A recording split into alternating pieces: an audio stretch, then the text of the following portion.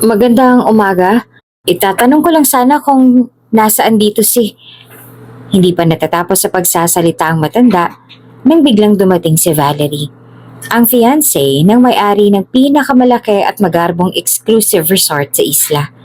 Dire-diretsong naglakad si Valerie at taas na upang nagtungo sa reception. Suot ang napakaganda at sosyal na sundress, isang hat na pasadya pa at mamahaling sandals. Tinanggal ni Valerie ang suot na shades at magsasalita na sana nang mapansin niyang matandang nakatitig sa kanya. "Who the hell are you? And what are you staring at?" Mataray na tanong ni Valerie, sabay tinitigan ng matanda mula ulo hanggang paa. "Anong tinitingin-tingin mo dyan?" Bulalas pa nito. Ako si Helen, may hinahanap lamang akong tao." Halos matawa naman si Valerie sa iwinika na matanda. "You're looking for someone here? It looks like you are in the wrong place, old lady." "Grabe ka naman magsalita. Huwag kang mag-alala.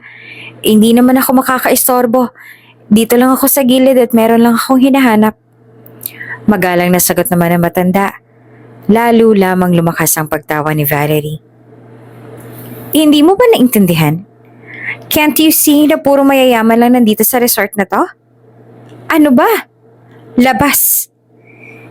Hindi pa nakakabuelo ang matanda nang tawagin na ni Valerie ang atensyon ng mga guard upang palabasin si Helen. "Sandali, teka lang. Hindi naman ako magugulo." "Of course you are. Look at you. Ang dumi-dumi mo.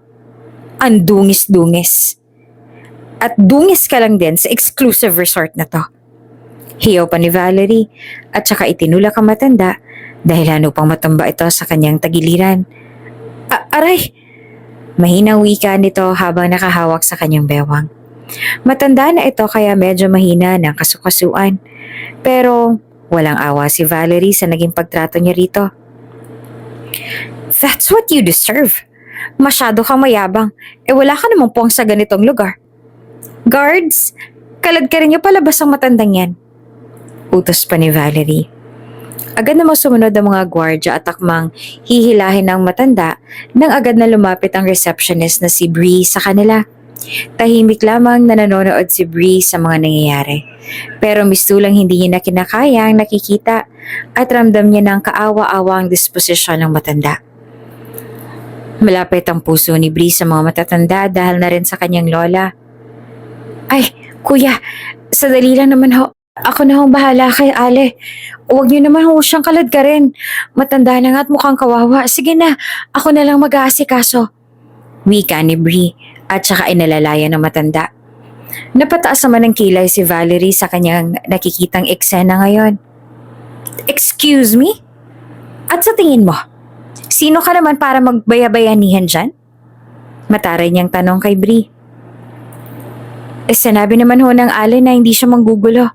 Huwag naman po kayong ganyan sa kanya." Matapang ngunit magalang na tugon naman ni Bree. "Aba, sumasagot ka pa?" Bulalas ni Valerie, sabay tulak din kay Bree. Napatingin naman si Helen kay Bree. Iha." Ilang sandali lamang ay dumating na si Wesley, ang lalaking CEO at may-ari ng eksklusibong resort.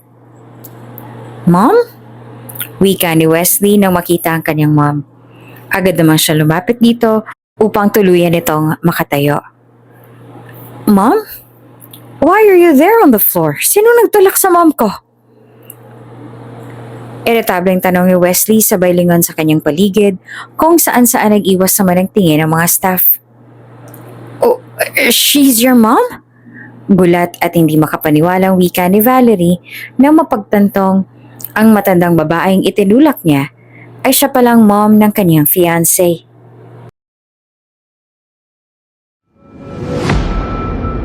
Kung bago ka pa lang sa channel na ito, Ate Jane TV, huwag kalimutang pindutin ang notification bell and subscribe button. Sana po hindi naman malaking abala sa inyo ang pagpindot ng subscribe button dahil ang kapalit po nito ay ang pagsuporta para makapag-produce ng mga libreng stories sa mga channels ni Ate Jane. Maraming salamat! Sa gitna ng isang napakagandang resort na pagmamayari ni Wesley Herrera, ginanap ang isang marangyang engagement party na hindi matatawaran at hindi mapapantayan. Ang resort ay kilala sa kanyang kaluwalhatian, mga malinis na puting buhangin, malaparaisang hardin at walang katapusang tanawin ng karagatan na tila sumasalubong sa kalangitan. Isa lamang ito sa napakaraming properties ni Wesley dahil siya lang naman ang CEO at may-ari ng isang kumpanya na pagmamay-ari ng mga luxury hotels and resorts sa buong Pilipinas, ang Dawn and Horizons Company. Sa katunayan, ang bawat detalye ng resort na ito ay sumisigaw ng yaman at kapangyarihan, bagay na hindi na maitatangging meron si Wesley. Nagsimula ang gabi sa isang eleganteng cocktail reception kung saan nagtipon ng mga bisita na nakasuot ng kanilang pinakamagagarang damit. Mga kalalakihan ay pawang mga Hollywood stars na nasa kanilang mga designer suits. Habang ang mga kababaihan naman ay nagliliwanag sa kanilang mga magarbong gowns at kumikinang na alahas. Ang musika mula sa live band ay marahan. Bibigay ng tamang ambience na kaakibat ng isang event na ganito ka-elegante. Si Wesley ang isang lalaking kilalang kilala sa kanyang pagiging pribado at walang balak magpakasal, ay nakasuot ng itim na suit na perpektong akma sa kanyang matikas na tindig. Sa bawat galaw niya ay nararamdaman ang kanyang kapangyarihan at impluwensya. Kasama niya si Valerie na ngayon ay nasa gitna ng lahat ng atensyon. Nakasuot siya ng isang mapang-akit na red gown na lalo namang nagpatingkad sa kanyang kagandahan. Ang gown niya ay gawa sa isang kilalang designer at bawat detalye nito ay nagpapahiwatig ng kanyang bagong estado sa buhay. Isang eleganteng babae na nagliliwanag sa piling ng pinakamakapangyarihan.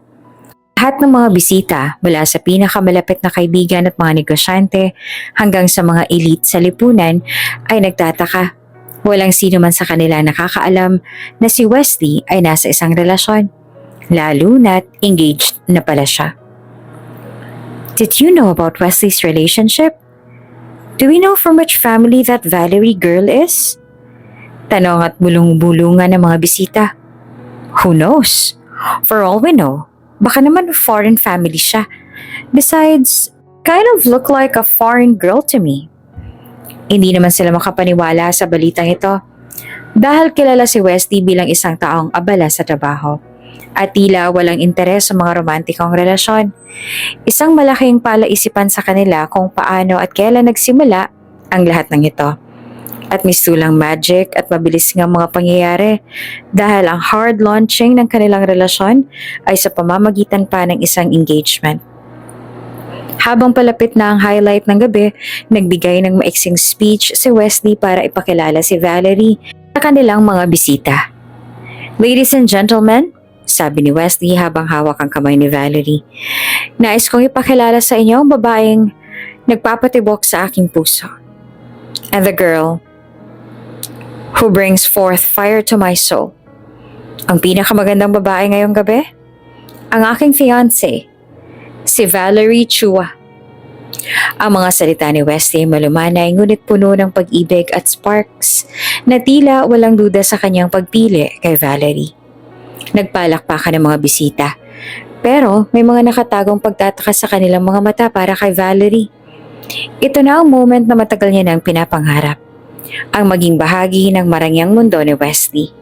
Sa bawat palakpak at pagbati na kanyang natatanggap, nararamdaman niyang unti-unting nagiging totoo ang kanyang mga pangarap. Thank you. All smiles na pagpapasalamat ni Valerie sa mga palakpakan at pagbati na kanyang natatanggap. On cloud 9, yan ang pakiramdam ni Valerie ngayon habang siya ay nasa gitna ng alon ng mga elite o nabibilang sa alta sosyedad. Si Valerie, bagamat hindi galing sa isang mayamang pamilya, ay naging isang fixture sa social circles na Wesley mula nang sila'y magkakilala. Nakilala siya ni Wesley sa isang high-profile event kung saan isa siya sa mga filler girls, mga babaeng inuupahan para umupo sa mga bakanting upuan ng mayayamang bisita upang magbukang puno ang venue. Isang pagkakataon lamang iyon, ngunit agad siyang napansin ni Wesley at nagsimulang ang isang relasyong hindi inaasahan ng sinuman. Sa likod ng kanyang malamyas na ngiti, Hindi mapigilang makaramdam ng kaunting pag-aalinlangan si Valerie. Alam niya na maraming mata ang nakatuon sa kanya. Mga mata ng mga taong may mataas sa pamantasan at matalas sa pandama sa lahat ng galaw ng mga bagong dating sa kanilang mundo. Ngunit sa kabila ng lahat ng ito, nanatili siyang composed at elegante. Wala sa kanilang nakakaalam ng kanyang totoong pinagmulan. At kahit papaano, iyon ang nagbibigay sa kanya ng kumpiyansa na kaya niyang makipagsabayan sa kahit sino sa kanila. At isa pa, wala na makakaagaw pa ng moment niya, lalo na ngayong malapit niya na talagang marating ang tuktok. Walang pang isang taon ang kanilang relasyon, ngunit mabilis na naakit ni Valerie si Wesley. Gamit ang kanyang charm at sweet na personalidad, kinonvince niya si Wesley na magpakasal na agad. Si Wesley naman na noong una ay medyo nag-aalinlangan, hindi kalaunan ay bumigay na rin. Sa kabila ng maikling panahon, pumayag si Wesley at nag-propose kay Valerie. Nakita niya ang potential ni Valerie na maging isang mabait at understanding na asawa, na magiging perpektong first lady ng kanyang business empire. Sa kanilang mga pag-uusap, madalas ipakita ni Valerie na nauunawaan niya ang bigat ng responsibilidad na nakataya sa kanilang relasyon. At sa bawat pagdadaupang palad nila, nararamdaman ni Wesley ang suporta at pagmamahal na ipinapakita ni Valerie. Habang nagpapatuloy ang gabi, abala si Valerie sa pag-entertain ng mga bisita. Sanay na siyang magdala ng conversation. Thanks to her job as a filler girl, kaya naman naging natural sa kanya ang makipag-usap sa mga business tycoons, politicians at celebrities na dumalo sa event. Kayang-kayang dalhin ni Valerie ang kanyang sarili dahil na rin sa confidence at aura na meron siya. Sa bawat pagngiti niya at pakikipag-usap, tila ba pinapanday niya ang kanyang lugar sa mundo ng mga elite. Sa mga panahong yon, mukhang kabilang na talaga siya sa may hanay ng mga elite. Isang bagay na hindi naman alam ng karamihan na hindi siya likas na bahagi ng kanilang mundo. Hindi rin naman nila alam ang kanyang nakaraan, kaya naman walang nagsususpecha sa kanya. Habang iniikot ni Valerie ang mga bisita, si Wesley naman ay abala sa pakikipag-usap sa ilang mga negosyanteng malapit sa kanya. Ngunit sa kabila ng lahat ng ito, isang tao ang hindi mapigilan ng sarili na magpakita sa kanya ng pagkadismaya. Walang iba kundi si Iago. Naroon siya, nakaupo sa isang gilid ng event, tahimik at malalim ang iniisip. Ang dating magkaibigan na sabay nangarap at nagplano ng kanilang mga karera ay tila ba ngayon ay magkahiwalay na ng landas. Si Wesley, sa kabila ng kanyang tagumpay, ay tila hindi na napansin ang pinagdaanan ni Iago. Si Iago ay ang college best friend ni Wesley. Nasa isang sulok at pilit na ilulubog ang sarili sa alak. Magkaibigan silang dalawa simula pa sa business school at dati ay sabay silang nangangarap na magtagumpay sa larangan ng negosyo. Ngunit hindi katulad ni Wesley, hindi gaano naging matagumpay si Iago. Pagmamayari niya ang isang food franchising business na nakaranas ng malaking skandal na mag-strike ang mga employees nito. At dahil doon, bumagsak ang kanyang negosyo at pilit niya ngayong binibuild up ang kanyang reputasyon. Na noon pa man ay inalok na ni Wesley ng tulong si Iago, ngunit tinanggihan ito ni Iago dahil sa kanyang pride. Ngayon, habang nakikita niya sina Wesley at Valerie na pinagkakaguluhan ng mga bisita, hindi naman maiwasang makaramdam si Iago ng matinding inis. Sumabay pa rito ang kirot ng pagkatao at kawalan ng tagumpay kumpara sa kaibigan. At higit pa rito, kapansin-pansin ang malalim na pagtitig niya kay Valerie.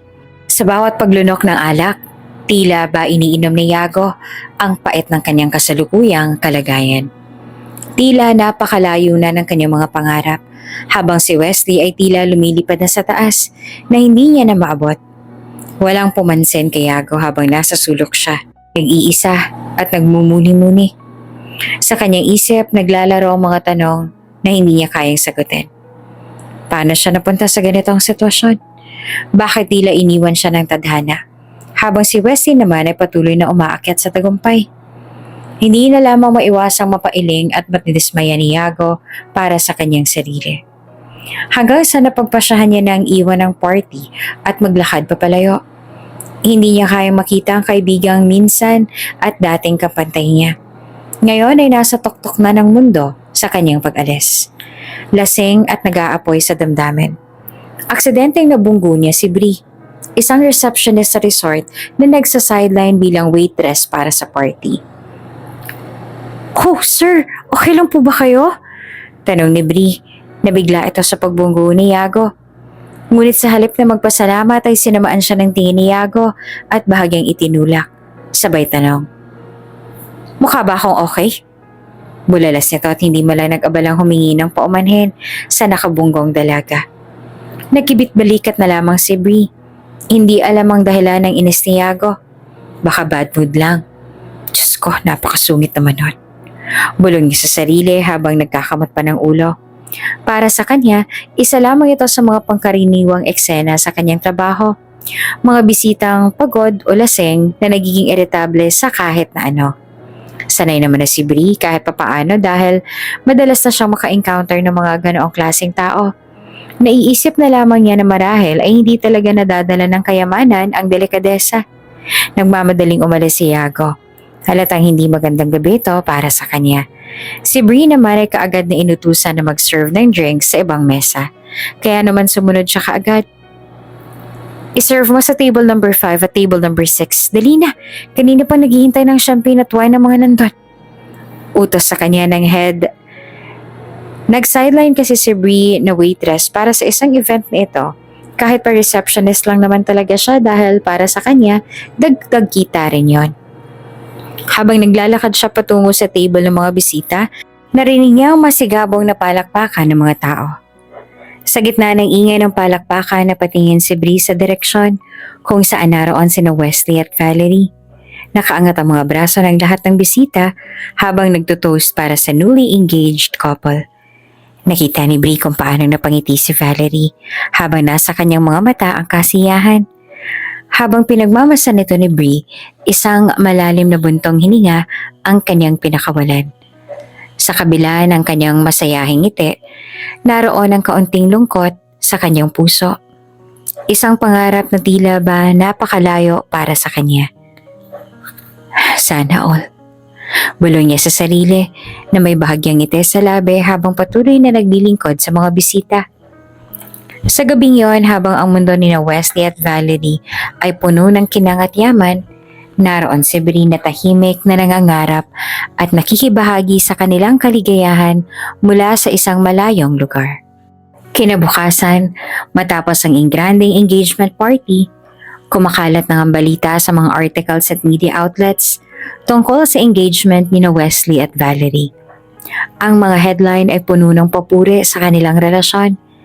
Isang kwentong tila galing sa isang fairy tale. Ngunit may mga usap-usapan na rin tungkol sa kung gaanong kabilis na ganap ang lahat. Gayunpaman, laman pa rin sila ng mga balita. At malaking publicity iyon para sa dalawa. Lalo na sa empire na pagmamay-ari ni Wesley. Sa gitna ng kasikatan at ingay na ginagawa ng kanilang engagement, magkasama ngayon sina Wesley at Valerie sa isang marangya at exclusive na hotel room doon sa resort. Na siyang tanging si Wesley lamang ang nagbubook at kapwa masayang nag-e-enjoy sa isang private breakfast na inihatid ng room service. Nakasuot si Valerie ng isang sexy lingerie na tila sinadya para akitin si Wesley. Pinapakitang hindi lamang siya basta isang fiancé, kundi isang babaeng alam kung paano humawak at kunin ang atensyon ng kanyang lalaki. Ang kanyang mga mata ay puno ng lambing habang dahan-dahan siyang lumalapit kay Wesley na nakaupo sa gilid ng kama. Abala sa pagsuscoop ng scrambled eggs mula sa plato at paglagay naman ng jam sa kanyang toast. Ngunit hindi mapigilan ni Wesley na mapansin ang bigat ng pagod mula sa nakaraang gabi. Tumangulang siya kay Valerie. Ngunit halata sa kanyang mga mata na wala siya sa mood para sa anumang sweet na eksena. Nakangiti si Valerie habang lumalapit. Ipinatong ang kanyang kamay sa balikat ni Wesley at sinubukang akitin siya ng halik sa leeg. Ngunit nang mapansin niyang hindi ito kumikilos at walang kibo sa ginagawa niyang pang-aakit, ay iniroll niya ang kanyang mga mata at sinabing, "Whatever," na may bahagyang iritasyon at pagkatismaya sa kanyang boses. Napabuntong hininga naman si Wesley at inaabot ang mainit na tasa ng kapeng barako sa kanyang labi. Tila ba ang mainit na kape ang tanging nagbibigay sa kanya ng sigla sa umagang iyon. Nakaupo lamang si Valerie sa kama, nakapamewang at tila nag-iisip na kung ano ang gagawin para muling mabawi ang atensyon ng kanyang fiancé. What if? Biglang sabi ni Valerie. Ikasal na lang tayo sa States. You know, have a Vegas wedding? Para yung mga old Hollywood movies na lagi kong pinapanood dati. That sounds amazing, right? Baka ma-feature pa tayo sa Vogue. Excited na wika ni Valerie. Napatingin si Wesley sa kanya. Bahagya namang nagulat sa ideya. Hindi naman sa hindi siya interesado, ngunit tila hindi iyon ang una niyang naisip. At isa pa, sobrang daming kailangang ihanda kapag sa States pa sila ikinasal. Stress lamang ang kapalit nito. Promotesta ng bahagya si Wesley sa ideyang inilatag ni Valerie sa kanya. Ayaw mo ba na dito na lang sa resort ganapin ang kasal? Tanong niya. Sinusubukang idirekta ang kanilang mga plano. Pwede naman nating ayusin ang venue dito. It's much convenient and this place knows our story. After all, this is our place, Valerie. Ngunit nag-inarte si Valerie nang marinig niya iyon. Tumalikod at nag-cross ng arms. Tila ba isang spoiled na bata na hindi nakuha ang gusto. Ayoko nga rito, babe. Sagot niya na may bahagyang tampo. Dito na nga naganap yung engagement party natin, di ba? Nakalimutan mo na ba kaagad? Baka isipin ng mga tao na nagtitipid tayo. Wala man lang something new na dadalhin sa table? Ano na lang ang iisipin ng mga tao? Ng media? Can't you see? Laman na nga tayo ng news at ng articles online. Everyone's eyes are on us, babe. Lahat sila naghihintay kung ano mangyayari sa kasal.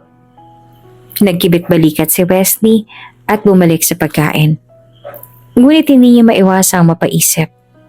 Si Valerie, na noon pa man ay puno ng sorpresa at crazy ideas, ay tila may punto rin naman sa isang banda. Mabilis siyang nakapagdesisyon. Ngunit bago niya ipahayag ang kanyang pasya, lumapit muli si Valerie sa kanya. Please, bulong niya, habang ang kanyang mga daliri ay maraang dumudulas mula sa balikat ni Wesley, papunta sa kanyang leeg, pababa sa kanyang dibdib. Linugtungan pa niya ang mga banayad na halik sa pisngi at leeg ni Wesley, na tila ba ginagamit ang lahat ng kanyang charms upang mapapayag ito. Don't you want to get wild? Sambit ni Valerie habang humahalik. And messy? During our wedding? But in Vegas? Nang maramdaman ni Wesley ang malambot na labi ni Valerie sa kanyang balat, unti-unti siyang natuturn on ng dahil dito. Hindi na siya nakapagpigil pa, at ang lahat ng kanyang pagod ay para bang unti-unting naglaho. Sa huli ay mistulang bumigay na at napao na rin siya. Okay. Sagot ni Wesley habang hinahalikan si Valerie sa kanyang mga labi. Well, I guess I'll have a Vegas wedding. Anything for you, my love. Napalundag naman sa tuwa si Valerie. Kitang-kita sa kanyang mukha ang kagalakan at excitement. Agad niya namang niyakap si Wesley. Tila ba isang batang babae na nakuha ang kanyang pinapangarap na regalo. Thank you, Wesley. I promise. It will be the best wedding ever. Sigaw niya habang nakangiti at pinaplano mabuti ang lahat sa kanyang isip. Matapos ang ilang sandali, habang nakasandal si Valerie sa balikat ni Wesley, nagdesisyon si Wesley na ipalink up siya sa isang kilalang wedding planner na based sa Vegas. Don't worry about the details, sabi ni Wesley. I'll have someone take care of it. Focus on what you want, Valerie. It's your day. And if you have any input, just call Madison and she will take care of it. Ngumiti naman ng malawak si Valerie at bilang kapalit sa pagpayag ni Wesley sa kanilang kasal sa Vegas, ay ibinaba rin niya ang tasa ng kape ng fiancé at pumaibabaw sa kanya. Now, time for the real breakfast. Mapang-akit na bulong ni Valerie at saka inialay ang sarili kay Wesley. Kinabukasan bago magtanghali, nagpahayag si Wesley kay Valerie na kailangan niyang umalis para sa isang business trip. It will take about 2 weeks, sabi ni Wesley habang inaayos ang kanyang maleta. I'll be going back and forth to Europe, Australia, and America. Medyo magiging busy ako, pero I trust you to handle things here. Okay, have fun. Prenteng sagot naman ni Valerie sa kanyang fiancé. Are you sure you can handle things here? Bago lang lahat ng ito para sa'yo. If you want, you can just relax and I'll have somebody else take care of the resort. Tumingin naman si Valerie kay Wesley. Medyo may ngisi pa nga siya dahil ibig sabihin lamang noon ay masosolo niya ang lugar. Ngunit agad din siyang ngumiti. Huwag kang mag-alala, sagot ni Valerie. Hinaplos ang braso ni Wesley. Kaya ko nito. Just focus on your work. Everything will be fine. I promise. Ngumiti naman si Wesley at hinilikan sa noo si Valerie bago siya umalis. May tiwala siya sa kakayanan ni Valerie na pamamahalaan ang resort habang wala siya. Ngunit sa likod ng kanyang ngiti ay hindi naman alam ni Wesley na si Valerie ay may iba palang plano. Pagkaalis ni Wesley, agad na nag-iba ang tono ni Valerie sa resort. Sa halip na maging mapag-alaga at responsable, nagpakita siya ng tunay na kanyang ugali. Isang reyna-reynahan na walang pakialam sa kapakanan ng mga empleyado. Akala pa ng mga empleyado na mabait si Valerie, ngunit unti-unti nilang napagtanto na hindi ito totoo. Walang sino man sa kanila ang nagkaroon ng lakas ng loob na sumuway kay Valerie dahil siya na ang in charge sa resort. At siyak na hindi naman sila paniniwalaan ang kanilang Sir Wesley dahil fiancé nito si Valerie. Dumating na ang araw na parang ginawang personal playground ni Valerie ang buong resort. Nagsimulang magyabang si Valerie sa mga kaibigan niya.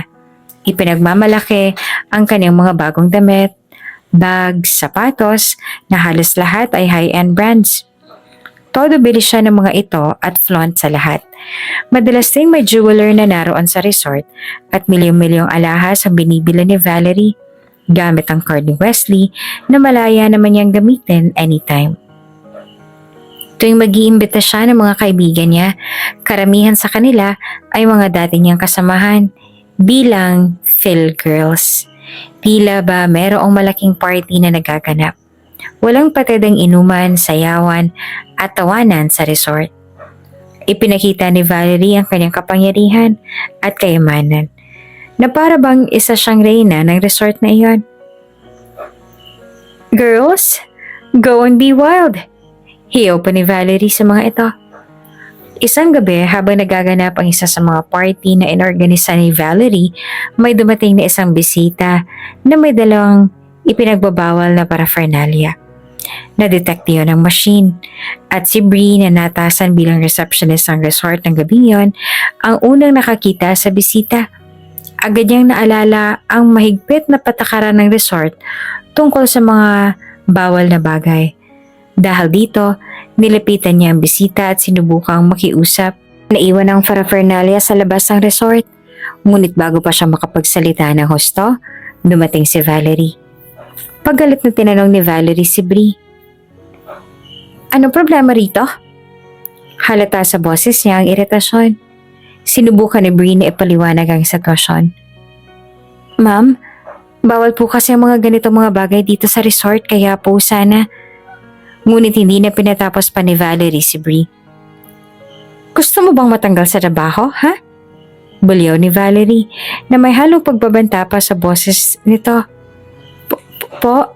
Ma'am, resort policy po kasi yon. Bawal po talaga. Are you freaking kidding me? Bulalas pa ni Valerie sabay lapit kay Bree. I don't care about some stupid policy. I'm in charge of this place. Now, uulitin ko ang tanong mo. Gusto mo bang matanggal sa trabaho? Mataray na dugtong ni Valerie. Agad na natakot si Bree at alam niyang hindi biro ang banta ni Valerie. Sa kanyang isipan, tumatakbo ang imahe ng kanyang lola Belinda na matanda na at umaasa na sa kanyang sweldo. Sorry po, ma'am. Sagot ni Bree. Bahagya namang nanginginig. Hindi na po mauulit. Sige po, okay na po ako. Ngumisi si Valerie. Tila ba nasisiyahan sa kapangyarihan niya sa mga tao. Good. Sagot niya ng malamig. Know your place, bitch. Napayuho na lamang si Bree na nagpipigil ng luha habang bumabalik sa kanyang pwesto. Sa isip niya, alam niyang wala siyang magagawa kundi ang sumunod sa nais ni Valerie. Habang ang mga bisita ay patuloy na nagsasaya sa gabing yon. Si Bree ay nananatiling tahimik at patuloy na nagtatrabaho. Hawak ang takot at pangarap na hindi kailanman malalaman ng mga tao sa kanyang paligid. Okay ka lang ba, Bree? Nako, masama pala talagang ugali niya ni Madam Valerie. Puno ng pag-aalalang wika ni Esther. Isa sa mga kapwa staff sa resort nang makalayo sina Valerie at ang mga alipores nito. Tipid lamang nang umiti at tumango si Bree bilang tugon. Paano ba naging fiancé ni Sir Westy yan? Napakasama ng ugali. Reklamo na para bang isang janitor doon na nakatikim na rin ang kalugupitan na ugali ni Valerie. Ngunit hindi lang naman alam nila pare-pareho na wala silang magagawa dahil nga si Valerie na ang reyna noon. Sa mga sumunod na araw, patuloy ang mga eksena ng kayabangan at kalupitan ni Valerie. Wala siyang pinatawad. Mga empleyado, dating mga kaibigan, at kahit sino pa man ang sumubok na humadlang sa kanyang mga plano. Ngunit sa kabila ng lahat ng ito ay patuloy siyang umiti at nagpakita ng magandang imahe sa harap ni Wesley tuwing sila'y mag-uusap sa telepono. At kapag may medical at exclusive na bisita na pumupunta roon, two-faced ang naging asta ni Valerie. Pero wala siyang pakialam dahil higit ang kanyang focus at nakatuon sa kayamanan at status na kanyang natatamasa ngayon. Si Bree ay isang empleyado na talaga namang hinahangaan sa buong resort. Kung merong award para sa pagiging masipag at mabait, ay talaga naman na sa kanya na ibibigay iyon. Kaya nga, siya na rin talaga ang laging idinideklara bilang Employee of the Month. Ang kanyang grit at dedication sa trabaho ay talaga namang labis na kahanga-hanga para sa lahat. Bilang receptionist, trabaho niya na salubungin at alalayan ng mga bisita. Ngunit, higit pa roon ang kanyang ginagawa. Sa tuwing may nagde-day off na kasamahan, siya ang palaging nagvo-volunteer na saluhin ang trabaho ng mga ito. Minsan, nagiging caddy pa nga siya sa golf course. Kahit pa hindi na iyon kasama sa kanyang job description. At dahil sa kanyang charm, sipag at likas na kabaitan, maraming mayayamang bisita ang nagbabayad ng extra para na lamang sa kanyang serbisyo. Si Bree na ang laging hanap ng ilang mga prutas ng resort sa tuwing nagbabakasyon ang mga ito. Pero sa katunayan, sa likod ng all smiles na serbisyo at pananatiling positive sa lahat ng oras, ay hindi naman talaga madali ang buhay para kay Bree. Ulila na siya. At tanging ang lola na si Belinda na lamang ang natitira sa kanyang pamilya. Matanda na rin si Lola Belinda at ito ang nagbibigay ng motibasyon kay Bree upang magtrabaho ng maigi. Lumaki si Bree na pinangarap na maibigay sa kanyang lola ang ginhawa at kasaganahan na hindi niya naranasan sa kanyang kabataan. Alam niyang walang katumbas na halagang pagmamahal at sakripisyo ng kanyang lola. Kaya naman, sinusuklian niya na sa pamamagitan ng pagsusumikap. Gusto sana ni Bree na makabawi sa kanyang lola sa lahat ng sakripisyong ginawa niya. May taguyod lamang ang kanyang buhay, kaya gano'n na lamang ang dedikasyon niya sa trabaho. Dahil ang lahat ng kanyang paghihirap ay ginagawa niya para lamang sa kanyang lola Belinda. Graduate si Bree ng kursong Hotel and Restaurant Management at noong una nga ay balak niyang sumampa ng barko at magtrabaho sa isang sikat na cruise ship. Ngunit dahil nagkasakit si Lola Belinda, kinailangan niyang manatili malapit sa kanyang lola. Sa halip na ipagpatuloy ang pangarap sa ibang bansa, pinili niyang magtrabaho sa resort sa kanilang isla. Hindi niya ininda ang pagbabago ng plano dahil para kay Bree, mas mahalaga ang mapanatili ang kalusugan ng kanyang lola kesa sa personal niyang ambisyon. Hindi na rin niya nais na iwan mag-isa ang lola dahil nga matanda na ito. Kaya naman naging masigasig lalo si Bree sa kanyang trabaho. Pinatunayan niya ang kanyang dedikasyon at ang dahilan kung bakit siya deserving na mapanatili roon sa resort. Ang resort ay isang magandang lugar para magtrabaho. Mababait ang mga kasamahan ni Bree at ang ambience ay kaaya-aya. Ngunit nagbago ang lahat nang dumating si Valerie. Hindi inaasahan ng mga empleyado ang pagdating ng bagong manager. Lalo na't hindi nila alam na engaged na pala si Sir Wesley. Based kasi si Wesley sa Maynila, kaya naman bihira nila itong makita. Ngunit alam na lang siya ang may-ari ng resort. Kaya naman nang dumating si Valerie upang mag-manage, naging malaking sorpresa ito sa kanilang lahat, lalong-lalo na kay Bree. Unang beses pa lamang makilala ni Bree si Valerie. Ramdam niya na ang malamig na ang pakikitungo nito. Hindi sanay si Bree na tatuhin ng masama.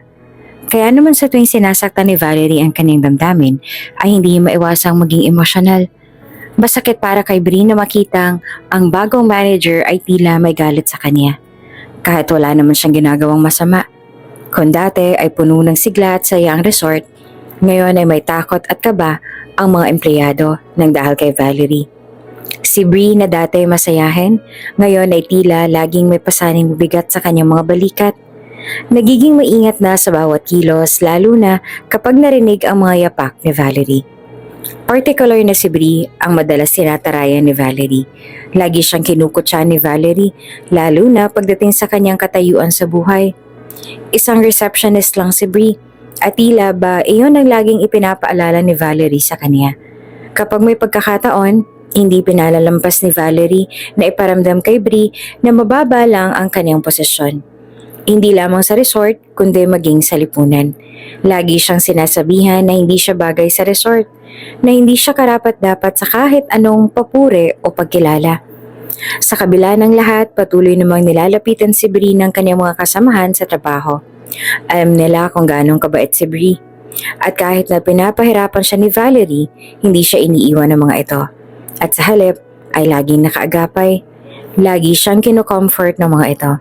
Sinasabi sa kanya na huwag magpapaapekto kay Valerie. Bree, alam namin ikaw ang pinakamabait at pinakamasipag dito. Sabi ng isa sa mga kasamahan niya. Hindi ka dapat magpapaapekto kay Valerie. Alam ng lahat na mali siya. Wika pa ni Esther para mapalakas ang loob ni Bree. Ngunit kahit ano pang payo ang ibigay ng mga kaibigan niya, mahirap para kay Bree na hindi maramdaman ng sakit. Lalo na at si Valerie ay para bang sinadya talaga nasaktan siya sa bawat pagkakataon. Kung noon ay masigla at palangiti si Bree, ngayon ay napapansin ng lahat na tila ba may lungkot at takot sa kanyang mga mata. Isang gabi matapos ang isang mahabang araw ng trabaho, nagpa siya si Bree na maglakad-lakad muna bago umuwi. Habang naglalakad siya sa resort, narinig niya may nagbubulungan sa may madilim na bahagi ng lugar. Dahil sa kanyang likas na pagkamausisa, dahan-dahan siyang lumapit upang makita kung sino ang nag-uusap. Nagulat siya na makita si Valerie ang naroon. May kausap na isang lalaki. Kinilabutan si Bree na makilala ang lalaki. Si Iago, ang lalaking nakabunggo niya nung gabi ng engagement party ni Wesley at Valerie. Ang mga mata ni Iago ay seryoso habang kausap si Valerie. At sa tono ng kanilang mga boses, halatang malalim ang pinag-uusapan nila. Si Bree ay nagkuble sa likod ng isang halaman. Sinusubukang pakinggan ang kanilang usapan, ngunit masyadong mahina ang kanilang mga boses para marinig niya ng malinaw. Nananatiling tahimik si Bree habang pinapanood ang dalawa. Minsan si Iago ay tila galit na galit at si Valerie naman ay mukhang nagtatanggol. Nagtataka nga si Bree kung ano ang kanilang pinag-uusapan, ngunit hindi naman siya makalapit pa dahil baka makita siya ng dalawa. At baka kapag napansin ni Valerie na nandun siya ay malagay pa sa alanganin ng kanyang trabaho at siya ay mapahamak. Matapos ang ilang sandali, naglakad na palayo sina Valerie at Iago. Nagkanya-kanya na ng daan. Naiwang nag-iisa si Bree sa madilim na bahagi ng resort. Nang sigurado na siyang wala na makakakita sa kanya, Lumabas siya mula sa kanyang pinagtataguan. Napatitig siya sa direksyon kung saan nawala sina Valerie at Tiago. Iniisip kung ano nangyari sa kanilang usapan. Lumabas na siya ng resort at tuluyan ang nag-time out. Habang naglalakad siya pabalik sa kanyang tirahan, nag-replay sa isipan ni Bree ang huling mga salitang narinig niya mula kay Tiago. Paano ako? Ipagpapalit mo lang ba ako sa Westie na yun? Tumigil si Bree. Binabalikan ang mga narinig niyang salita. Biglang may mga katanungang pumasok sa kanyang isipan. Ano ba ang relasyon ni Tiago kay Valerie? Bakit siya nagtanong ng ganun? Hindi naman maipaliwanag ni Bree ang kanyang nararamdaman. Alam niyang hindi dapat siya makialam, ngunit hindi niya maiwasang mag-alala. Kinabukasan, balik sa trabaho si Bree. Ngunit ang usapan ni Tiago at Valerie ay nananatili sa kanyang isipan. Habang inaayos ang mga papeles sa reception, hindi mawala sa kanyang isipan ang narinig niya. Ipagpapalit mo ba ako kay Wesley? Muli, nagbabalik sa kanyang isipan ang eksena mula sa gabi ng engagement party. Bakit nga ba tila may something sa pagitan ni Tiago at Valerie? Alam naman ni Bree na mali ang maging tsismosa at lalong mali ang makialam sa buhay ng iba. Pero hindi niya maiwasang magtaka dahil kung may something nga si Tiago at Valerie, ay hindi ba parang mali naman yon? Lalo na't engaged na ang kanilang Madam Valerie kay Sir Wesley. Dumaan ang mga araw at kahit abala si Bree sa kanyang trabaho, hindi niya maiwasang mapansin ang mga kakaibang kilos ni Valerie. Lagi itong abala sa mga tawag at minsan may mga bisita siya na mukhang hindi ordinaryong tao. Si Bree ay tahimik na nagmamasid. Sinusubukang intindihin ang mga bagay-bagay. Sa bawat araw na lumilipas, mas lalo niyang napapansin ang tila tensyon sa pagitan ni Valerie at Tiago. Ngunit kahit anong gawin ni Bree, hindi pa rin niya malaman kung ano ang totoo. Hindi niya pwede tanong ito sa iba dahil alam niyang delikado. Kaya't nananatili lang siyang tahimik. Umaasang hindi ito magiging sanhi ng problema sa hinaharap. Hanggang sa isang gabi, tapos ang isa pang mahaba at nakakapagod na araw sa trabaho, muli niya narinig ang bulong-bulungan sa madilim na bahagi ng resort. Sa pagkakataong ito, mas malinaw na ang mga boses. Huminto si Bree at narinig niya mga salitang hindi niya inaasahan. Mahal kita, Valerie. Pero paano ako? Ano nang mangyayari sa atin kapag nalaman ni Wesley ang totoo? Naiwan si Bree na nakatayo. Hindi naman makapaniwala sa narinig. Tumalikod siya at mabilis na lumayo. Hindi na alam kung ano ang gagawin. Ngunit sa kanyang isip, isa lang ang malinaw. May malalim na sekreto, sina Valerie at Tiago, at siya ang nakarinig nito. Pagdating ni Wesley mula sa mahaba-habang business trip na kanyang dinaluhan, na tumagal din ng halos 2 linggo, ay ramdam niya agad ang pagbabago sa ambience ng resort. Pansin niya ang pag-aalangan ng mga empleyado habang bumabati si Valerie sa kanya na all smiles at sobrang lambing. Nagpatuloy siya sa pag-ikot. Pinipilit isang tabi ang nararamdaman niyang kakaiba. Babe, I missed you. Bati pa ni Valerie at humalik pa kay Wesley. Si Bree naman ay napaiwas ang tingin doon at ipinagpatuloy ang trabaho. Wala naman kasi dapat siyang maging pakialam sa kung ano man ang nangyayari. Magkayakap sina Wesley at Valerie habang naglalakad sa tabing dagat. Pinag-uusapan ang kanilang future plans, partikular na ang kanilang nalalapit na kasal sa Vegas. Sweet moments ang madalas nilang siste. Kahit paminsan ay napapansin ni Wesley na tila lumalamig si Valerie. Dahil matagal na mula na magkita sila ni Valerie, natural lamang na siya ay makaramdam ng needs na kailangang tugunan. Subalit may mga pagkakataon na siya pang nagyayaya, pero magdadahilan si Valerie. Not tonight, baby. I'm just really tired. Iniisip na lang ni Wesley na baka talagang pagod lang si Valerie. Kaya naman bilang gentleman at marespeto, hahayaan niya na lang ito. Sa kabila ng kanyang pagkabigo, nananatiling gentleman naman si Wesley. Nagpapahinga sa halik ni Valerie sa kanyang pisngi. Si Valerie naman ngayon ang nagpaalam na pupunta siya sa kabilang isla dahil nagyayaya ang mga kaibigan niya ng beach trip doon. Nag-alok si Wesley. Why not dito na lang sa resort? We have everything you need here. Besides, hindi ba mas relax kayo kung dito na lang kayo? Sambit niya takmang uutusan ng mga staff na ayusin ang resort para sa pagdating ng mga kaibigan ni Valerie. Ngunit mabilis na tumanggi si Valerie na may halong arte at lambing sa kanyang boses. Oh babe, alam mo na halos gabi-gabi na kami dito. We just want a change of scenery. Plus, it's free. Yung husband nga ng isang friend ko, he's a foreigner, super yaman. Siya na magbabayad ng lahat. Bigla namang kumunot ang noo ni Wesley. Gabi-gabi? Nagtataka niyang tanong. Napagtanto ni Valerie na muntik na siyang madulas kaya naman agad siyang kumambyo. I mean, may iba naman sa kanila na nakapag-stay na rin here sa resort. Like I said, gusto nila ng ibang scenery. And it's a kind of bachelorette party for my friend. Bagaman medyo nagduda doon si Wesley, nagpakita siya ng tiwala kay Valerie. Alright then, just be safe. If you need anything, just call me, okay? Ngumiti si Valerie, yumakap kay Wesley at nagpasalamat. Ngunit ang totoo, si Valerie ay may lihim na itinatago. Lihim na nagmamadali siyang nag-impake ng mga gamit, kasama ang ilang paboritong damit at accessories. At sa bawat tiklop ng kanyang damit, ay tila may pinaplano siyang iba. At dahil wala naman talagang bachelorette party o kung sinong kaibigan, ang totoo ay si Yago ang magiging kasama ni Valerie sa isla, kung saan sila mapapag-isa. Naiwan si Wesley sa resort upang isupervise ang pagtatayo ng annex building na resort. Mahalaga ang proyektong ito para kay Wesley kaya naman nagdesisyon siyang manatili roon ng mas matagal. Imbes na bumalik ng Maynila, sa bawat araw abala siya sa mga meeting, pagpaplano at pag-aasikaso ng construction. Ngunit kahit gaano pa siyang ka-busy, hindi niya naman maiwasang mapansin ang ilang kakaibang bagay. May ilang business partners na dumating sa resort at agad na lang ni-request si Bree na maging alalay nila. Nagtaka naman si Wesley. Bakit si Bree? Hindi naman siya alalay. Receptionist siya, diba? Isa sa mga staff ang nagsabi. Sir, ganun po talaga. Lagi talagang special request si Bree. Kahit sino, gustong siyang nag-aasikasa sa kanila. Mabait po kasi at masipag. Nagbabayad na lang po sila ng extra para sa service ni Bree. Pinatos naman po ni Bree kasi nga po may lola siya.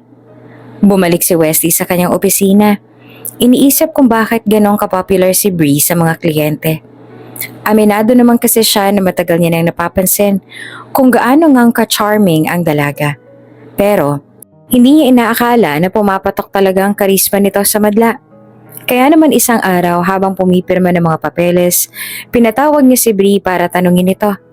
Kabado si Bree habang naglalakad papunta sa opisina ni Wesley. Sa isip niya, baka kung ano pang isumbong ni Valerie tungkol sa kanya. Lalo na't marami siyang naririnig na masama mula rito. Pagdating ni Bree sa opisina, tinanggap siya ni Wesley ng may mahinahong ngiti. Bree, please take a seat. Medyo nagulat pa nga si Bree sa kanyang nakikita. Si Wesley na ang harap-harapan niyang kausap. At hindi niya maiwasang mapansin ang pagkapogi nito. Starstruck pa nga. Bagyang natigilan si Bree pero agad niyang ibinakse ang pag-iisip na iyon. Sir, tinawag po ninyo ako? Tumango si Wesley. I have been hearing good things about you from our guests. It seems like you're doing an excellent job. Talagang nagbabayad pa sila for your service. Marami sa kanilang komportable sa serbisyo mo. Great job, Bree. Halos matanggal naman ang kaba ni Bree sa mga sinabi ni Wesley. Nawala ang kanyang nerbiyos at napalitan iyon ng tuwa. Salamat po, Sir Wesley. Ginagawa ko lang naman po ang trabaho ko. Nagpatuloy pa si Wesley. And because of that, I am promoting you to head supervisor sa reception. You've earned it, Bree. Halos hindi naman makapaniwala si Bree. Talaga po, sir? Maraming salamat po. Hindi ko po kayo bibiguin. Pangako po yan.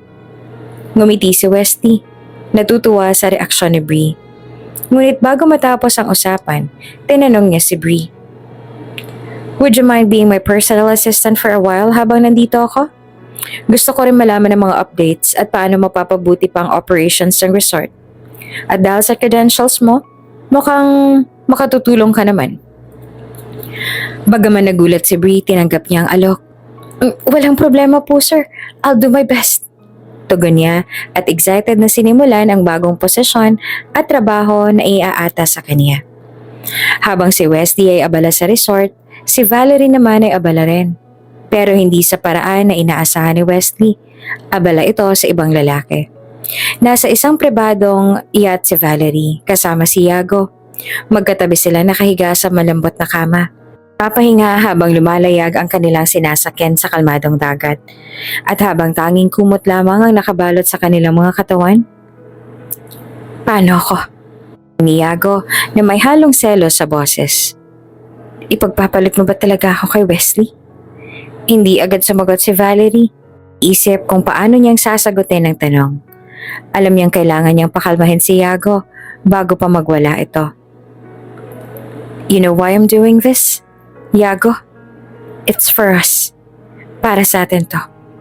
And for Christ's sake, I am in bed with you. Tiningnan ni Yago, nagdududa. Do you sleep with him? Oblivious na tanong niya kay Valerie. Nanahimik si Valerie. Alam niyang delikado ang tanong na iyon.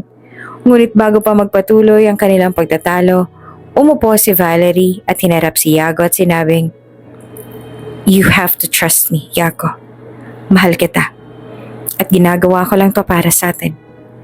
Hindi ako magtatagal kay Wesley. After we get what we need, aalis na tayo. We'll be together. That has always been the plan, right? Medyo nag-alangan pa si Yago roon. Pero kalaunan ay napapayag din siya ni Valerie. Alright. But remember, Valerie, I am watching you. And I am beginning to think you like him more than me. Mapusok namang hinalikan ni Valerie si Yago. I like you. Way more than him. Bulong ni Valerie habang malalim na nakatitig kay Yago at dahan-dahang ibinaba ang kamay sa pagkalalaki nito. Nagpakita naman ng ngiti si Valerie. Sa likod ng mga ngiting yon ay ang plano nila para limasin ang yaman ni Wesley. Alam ni Yago na hindi nagpapasign ng prenup si Wesley, kung kaya naman ang balak nila ay ipangalan kay Valerie ang ilan sa mga ari-arian na pagmamay-ari nito. At kapag nakuha na nila ang lahat, aalis sila. Bit-bit ang kayamanan ni Wesley. Valerie, we have to be careful. Wesley isn't stupid. He might figure out what we're up to. Sabi pa ni Yago habang iniinom ang kanyang alak. Huminga ng malalim si Valerie. Don't worry, Yago. I have everything under control. Wesley trusts me. We just need to be patient. Soon, all his wealth will be ours. Ngunit sa kabila ng kanyang mga sinabi, ramdam ni Valerie ang pressure. Alam niyang hindi siya dapat magkamali. Ang buong plano nila ay nakasalalay sa kanyang kakayahang lokohin si Wesley at kunin ang tiwala nito hanggang sa makuha na nila lahat ng kayamanan. Makalipas ang ilang araw, naging regular na ang trabaho ni Bree bilang personal assistant ni Wesley. Lagi siyang nandyan sa tabi ni Wesley, handang tumulong at magbigay ng updates sa mga nangyayari sa resort. Habang lumilipas sa mga araw, mas lalo niyang nakikilala si Wesley at hindi niya naman maiwasang humanga sa kabutihan ng kanyang boss. Ngunit isang gabi habang pauwi na si Bree, ay napadaan siya sa my garden, dahilan upang maalala niyang muli ang pagkakakita kina Valerie at Yago na nag-uusap noon at kung anumang plano ng mga ito. Hindi tuloy maiwasan na magtaka ni Bree. Labis siyang naguluhan at puno ng tanong sa isip. Hindi niya alam kung dapat ba siyang magsalita o itago na lamang ang kanyang nakita. Sa isip niya, baka nga friends lang sila. Pero bakit ganun ang usapan nila? Dala-dala ni Bree ang mga katanungang iyon habang pauwi siya sa kanyang tahanan. Alam niyang kailangan niya mag-ingat, lalo na tila may bagay na hindi niya dapat malaman. Ngunit sa kabila ng lahat, nakapagdesisyon siyang manatiling tapat sa kanyang trabaho. Kahit pa mahirap, itago ang kanyang mga nalalaman. Pagbalik ni Bree sa kanyang bahay, pinag-isipan niya ng husto ang lahat. Alam niyang hindi siya dapat magsalita. Pero paano kung delikado na ang sitwasyon? Paano kung may masamang balak si Valerie kay Wesley?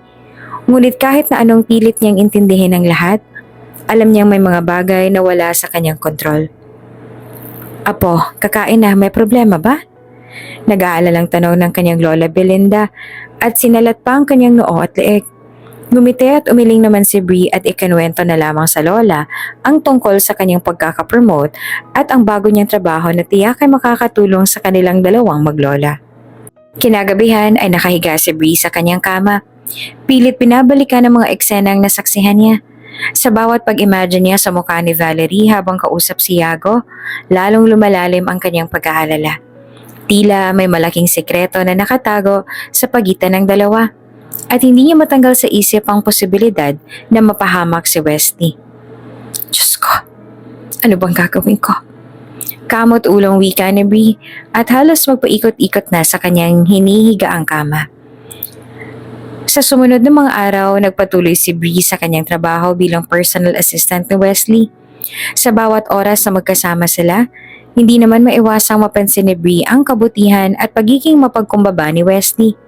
Lalong tumindi ang kanyang pagnanais na protektahan ang kanyang boss, lalo na't tila hindi nito alam ang mga nangyayari sa paligid niya. Sa isang pagkakataon, habang nagre-review si Wesley ng mga dokumento para sa expansion project ng resort, napansin niyang tila tahimik si Bree. Bree, is everything okay? You seem a bit off today. Bati ni Wesley. Agad namang ngumiti si Bree. Pinilit na itago ang kanyang iniisip. Yes sir, everything's fine po. Just thinking about work. Marami-ramay po yata tayong kailangang ayusin. Tumango naman si Wesley. Ngunit ramdam niya ang kakaibang kinikilos ni Bree. Hindi niya na ito pinansin. Ngunit sa loob-loob niya, nagtataka siya kung anong bumabagabag sa kanyang masipag na assistant.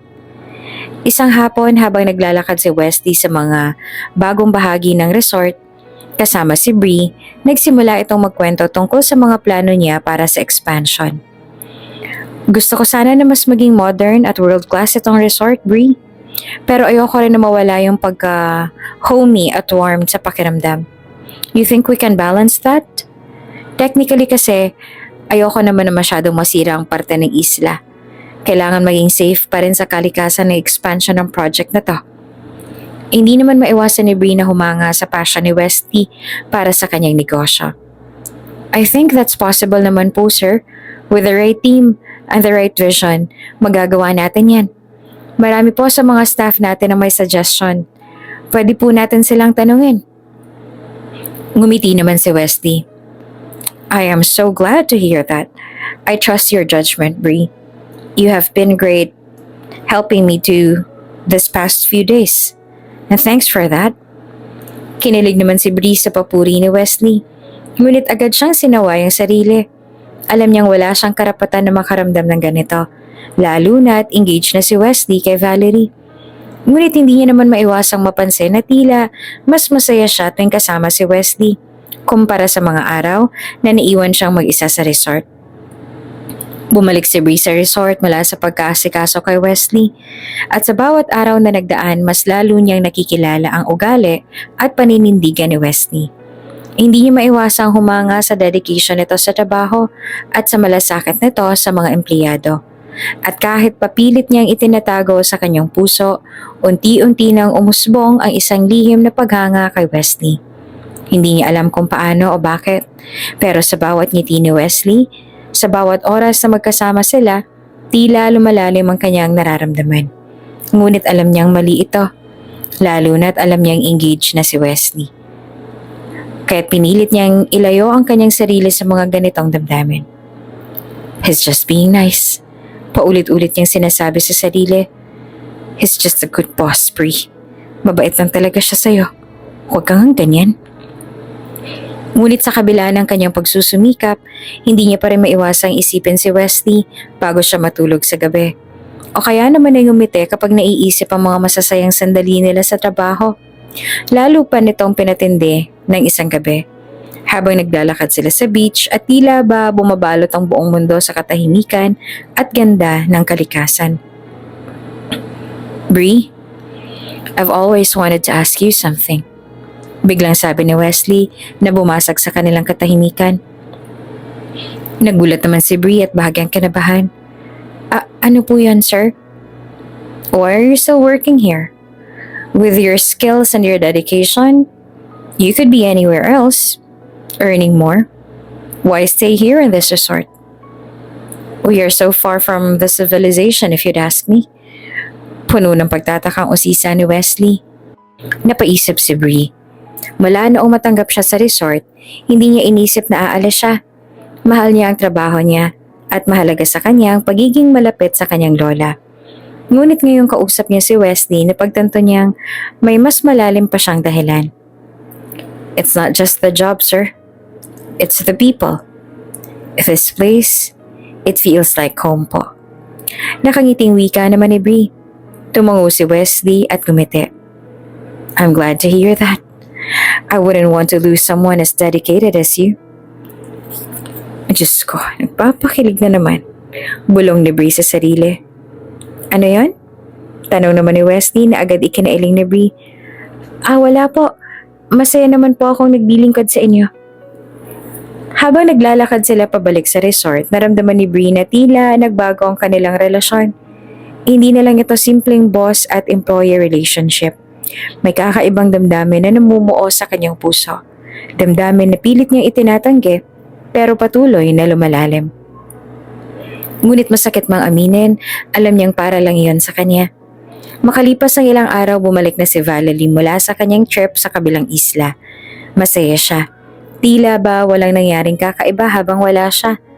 Agad niyang niyakap si Wesley at sa harap ng mga empleyado, ipinakita niya ang kanyang matamis na ngiti. Ngunit hindi nawala sa pansin ni Wesley ang tila ba lamig sa mga mata ni Valerie. Kahit pa all smiles ito, ramdam ni Wesley ang pagkakaiba sa kilos nito mula nung bumalik. Sinubukan niyang huwag pansinin ito, ngunit sa likod ng kanyang isip, alam niyang may kakaiba. Muli namang bumalik sa kanyang normal na routine si Valerie sa resort. Ngunit ngayon, mas pinili niyang iwasan si Bree. Tila ba may alam si Valerie tungkol sa lihim na nararamdaman ni Bree para kay Wesley. At sa bawat pagkakataon na magkasalubong sila, ramdam ni Bree ang malamig na tingin ni Valerie na tila ba binabalaan siya na huwag magkakamaling magtangkang agawin si Wesley. Sa mga sumunod na araw, lalong naging tahimik si Bree. Pinilit niyang maging professional at ituloy ang trabaho bilang personal assistant ni Wesley. Ngunit hindi niya naman maiwasang mag-alala. Alam niyang mali ang kanyang nararamdaman, pero hindi niya alam kung paano itong mapipigilan. Isang araw, habang abala sa kanyang trabaho sa front desk, ay isinabay ring asikasuhin ni Bree ang ilang mga papeles na ipinasuyo sa kanya ni Wesley.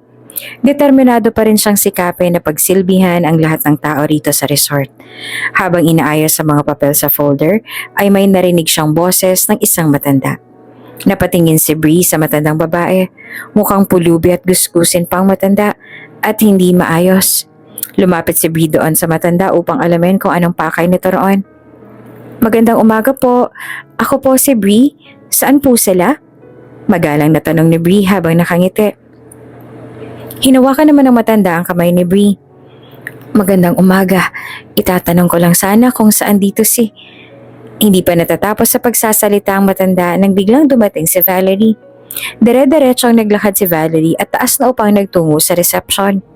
Suot ang napakaganda at sosyal na sundress, isang hat na pinasadya pa at mamahaling sandals. Talagang mistulang finoflaunt na ni Valerie ang kanyang kayamanang natatamasa. Tinanggal ni Valerie ang suot na shades at magsasalita na sana nang mapansin niyang matanda na nakatitig sa kanya. Who the hell are you?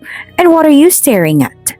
Mataray na tanong ni Valerie sabay tinitigan ng matanda mula ulo hanggang paa. Ano tinitingin-tingin mo riyan? Bulalas pa nito. Ako si Helen. May hinahanap lang ako. Mahinang tugon naman ng matandang babae. Halos patawa naman si Valerie sa iwinika ng matanda. You're looking for someone? Here? It looks like you are in the wrong place, old lady. Wala kang puwang sa lugar na to. Maging si Bree at ang ibang mga staff ay nagulat sa naging pagtrato ni Valerie dito. Para bang wala talaga itong sinasento kahit pa matandang babae na ang kanyang kausap. Grabe ka naman magsalita.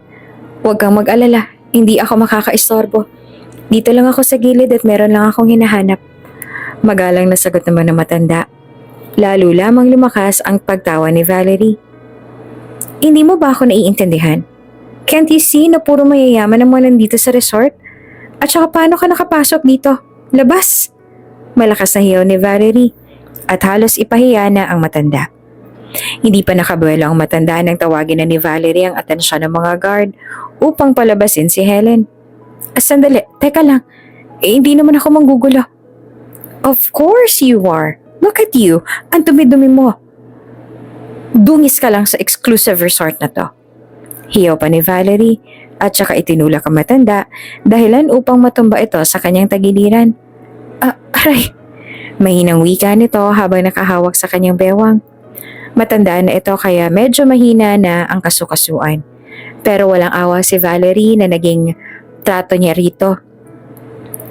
That's what you deserve. Masyado kang mayabang. Wala ka naman ngang puwang sa ganitong lugar. Guards, kalad ka rin yun na palabas ang matandang yan.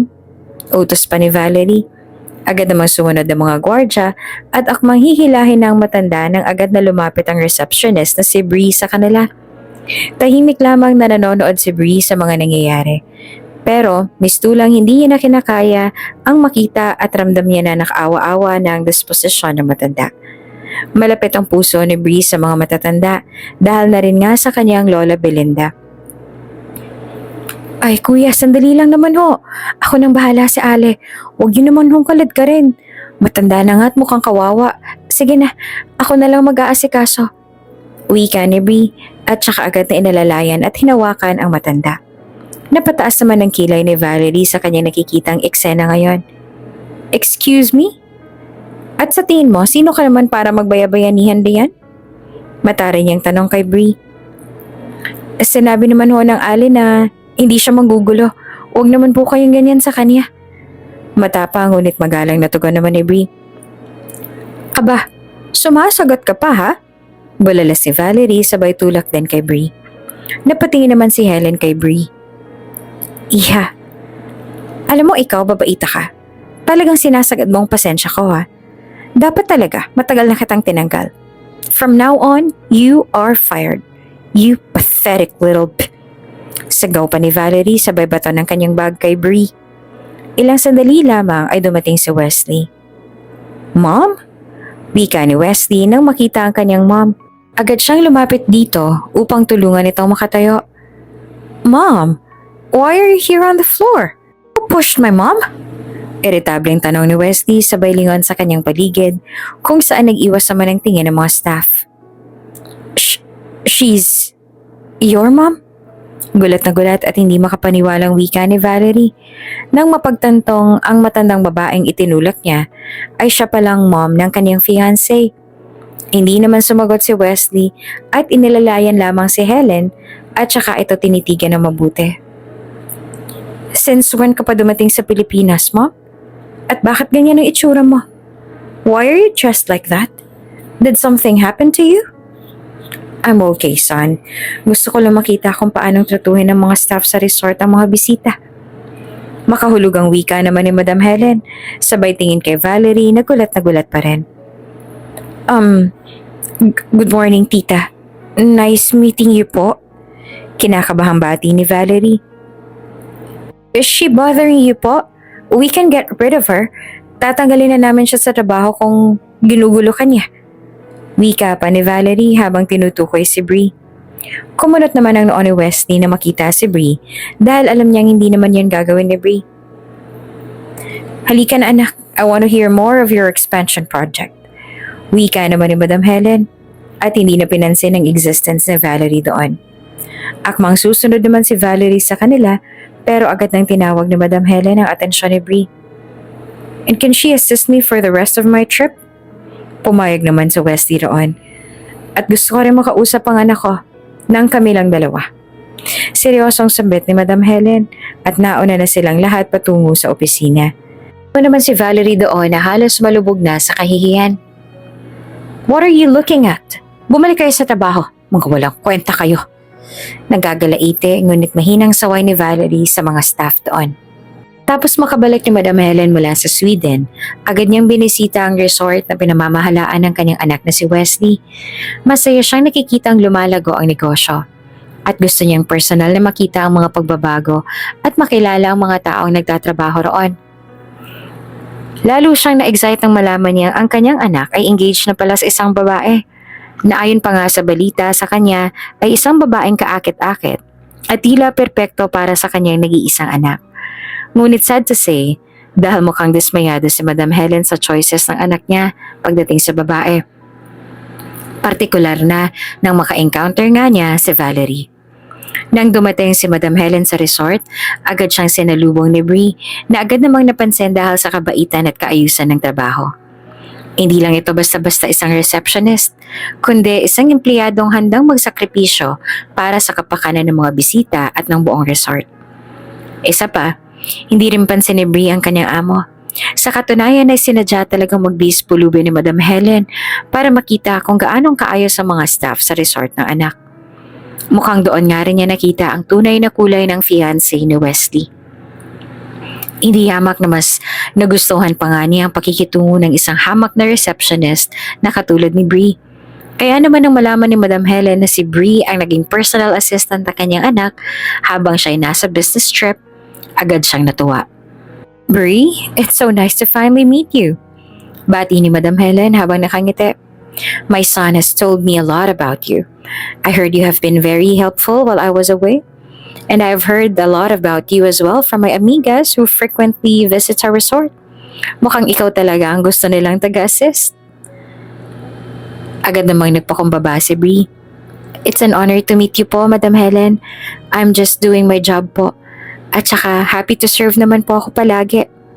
Oh, it's so nice to know that someone like you is very passionate about the job. Buti na lang talaga at promote ka rin ng anak ko at pumayag siyang maging taga-assist kita rito for the rest of my stay. Nakangiti pang wika ni Madam Helen. At habang nagiging mas malapit si Bree at Madam Helen, hindi naman maiwasang mainis si Valerie. Ang dapat sana ay pagkakataon niya na magpasikat sa kanyang future mother-in-law ay biglang naagaw ni Bree. Napunta pa sa kanya ang spotlight. Sa kabila ng kanyang mga pagtatangka na maging malapit kay Madam Helen, tila ba hindi ito mapansin ni Madam Helen at mas binibigyang pansin pa si Bree. Lalo lamang ito ang nagpapainis kay Valerie dahil of all the people ay bakit kay Bree pa napupunta ang atensyon ng mom ng kanyang fiancé na sa halip dapat ay nasa kanya. Isang araw habang nagkakape sa veranda ng resort, tinanong ni Madam Helen si Bree tungkol sa mga empleyado at ang kanilang mga gawain. How are the staff here, Bree? Lalo na si Valerie. Kamusta naman siya bilang magiging daughter-in-law ko? Ngumiti naman si Bree, ngunit piniling maging maingat sa kanyang sagot. Valerie's doing well, Madam Helen. She's very hands-on po with managing the resort. We are all adjusting to her style of management po. Really? Tanong naman ni Madam Helen. Kasi when I came here dressed as pulube, hindi naging magandang pakikitungo niya sa akin. Kung hindi pa yata dumating si Wesley ay sisipain niya na ako papunta sa dagat. Are you sure she's good? Puno ng pagtataka pa niyang dugtong. Napalunok naman si Bree. She's okay po, madam. Baka naman stress lang po siya kasi Sir Wesley has been away for quite a while at siya po ang naiwan sa pagmamanage ng resort. As far as I know, it's her first time din po managing a business. Sa likod ng kanyang mga salita, alam ni Bree na mas malalim pa ang maaari niyang sabihin ukol doon kay Valerie. Ayaw niyang mag-badmouth, lalo pat alam niyang mahalaga kay Wesley si Valerie. Ngunit hindi rin niya kayang isawalang bahala ang mga ginagawa ni Valerie, lalo na ang mga masasamang plano nito laban sa kanya. Dahil sa pagiging magaan ng loob ni Madam Helen kay Bree, madalas silang nag-uusap at nagkakasama. Sa bawat pagkakataon na nakikita ito ni Valerie, hindi maiwasang mag-init ang kanyang ulo. Future mother-in-law ko yan. Bakit siya lapit ng lapit kay Bree? Inis pa na tanong ni Valerie sa sarili. Why not me? Hell, it should be me in Bree's place. Reklamo pa niya. Habang lumalalim naman ang samahan ni Madam Helen at Bree, lalong nag-aalab ang galit ni Valerie. Alam niyang kailangan niyang gumawa ng paraan upang mapaalis si Bree sa resort. Lalo pat nagsisimula ng bumuo ng tiwala si Wesley at ang kanyang ina kay Bree. Isang gabi, lihim na bumisita si Yago sa resort upang makipagkita kay Valerie. Sa isang madilim na sulok ng resort, nag-usap sila ng masinsinan. Yago, kailangan nating tanggapin si Bree sa eksena. She's getting too close to Wesley's mother, and that's dangerous to our plan. Sabi ni Valerie, habang mahigpit na hinawakan ang kamay ni Yago. Napaisip naman si Yago sa kanyang narinig. Don't worry, I have a plan. Tugon naman ni Yago. Magbabayad tayo ng isang tao para magpanggap na guest. Then we'll set it up para magsisi si Bree. And we'll make sure she gets fired. Then in that way, wala na makakasira pa sa plano natin, my love. Sambit ni Yago. Napangiti naman si Valerie ng dahil doon. Mabilis nilang inihanda ang plano. Nagbayad sila ng isang tao na magpapanggap na bisita ng resort. Ang gagawin nito ay magpapanggap na nadala sa pool area na kung saan si Bree ang naka-assign na supervisor. Ang plano ay hindi na ipapaalam kay Bree na may swimming session pa at i-insist ng guest na lumangoy kahit na oras pa ng pagsasara ng pool. Isang gabi dumating ang binayarang guest sa resort. Nag-inuman sila ni Valerie at Yago bago magtungo sa pool area. Naghihintay na si Bree na mag-lock ng gate ng pool nang biglang lumangoy ang guest. Kahit sinabi ni Bree na sarado na ang pool at bawal nang lumangoy sa ganong oras ay nag-insist ito. At bago pa man mapigilan ni Bree, nadulas ito sa gilid ng pool at nagtamo ng fracture. Agad siyang sinisi at napaiyak si Bree dahil takot na mawala ang kanyang trabaho. Hindi ako pwede mawalan ng trabaho. Kailangan kong alagaan ang lola ko. Umiiyak na pahayag ni Bree habang hawak ang kanyang ulo. Labis na nalulungkot sa nangyari dahil nalaman niyang isinisisi nga sa kanyang nangyari. Ang insidente ay umabot kay Wesley at Madam Helen. Nakarating ang balita na nagbabalak magdemanda ang guest laban kay Bree sa resort. Pakiramdam ni na Valerie at Yago, tagumpay na ang kanilang plano. Ngunit hindi nila inaasahan ang magiging aksyon ni Madam Helen. Nang marinig ni Madam Helen ang tungkol sa insidente, agad niyang hinarap ang nagreklamong guest. Hindi naman nagdalawang isip si Madam Helen na ipagtanggol si Bree at harapin ang sitwasyon. Excuse me? Sabi ni Madam Helen sa nagreklamong guest. I was the one who ordered the pool to be closed at that time. I specifically instructed the staff to lock the area because it was already late. But you insisted on swimming at your own risk. And Bree even warned you. This incident is not her fault. If anything, it is your carelessness as a guest. Nagulat ang lahat sa ginawang pagtatanggol ni Madam Helen. Hindi nila inakala na sasalo siya para kay Bree, lalo na't seryoso ang reklamo ng guest. Ang mga plano ni na Valerie at Yago ay biglang nagkalamat. At tila ba failure ang kanilang ginawang pagtatangka na matanggal si Bree. Mukhang malabo pang ang magwagi sila dahil kampi pala si Madam Helen kay Bree. Nagalit si Valerie sa sitwasyon. Agad niyang kinausap si Wesley upang pilitin itong gumawa ng aksyon laban kay Bree. Wesley, can't you do something? Your mother is protecting Bree as if she's a victim. She could ruin everything here. Delikado, lalo na sa mga guests natin kung may ganyan tayong staff. Ngunit hindi naman nagpadala si Wesley sa galit ni Valerie. Valerie, I trust my mother's judgment. Kung sinabi niyang hindi kasalanan ni Bree, then I believe her. Hindi natin pwedeng basta-basta tanggalin si Bree. Besides, she is the most hardworking staff here in the resort. Lalo namang nainis si Valerie sa naging tugon ni Wesley. Ramdam niya na nawawala na siya ng kontrol sa sitwasyon at ang kanyang mga plano kasama si Yago ay tila nawawala na sa landas. Alam niyang kailangan niyang gumawa ng bago. Mas matibay na plano upang makamit ang kanilang hangarin. Sa kabila ng kanilang pagkabigo, hindi naman nawala ng pag-asa si Valerie. Alam niyang hindi siya maaaring umatras ngayon, lalo na't malapit na nilang makuha ang kayamanang pinapangarap nila ni Yago. Naisip niya ang kailangang mas maging maingat at mas matalino sa kanilang susunod na hakbang at masiguradong wala nang makakasira pa sa mga ito. Yago, we need to be more careful.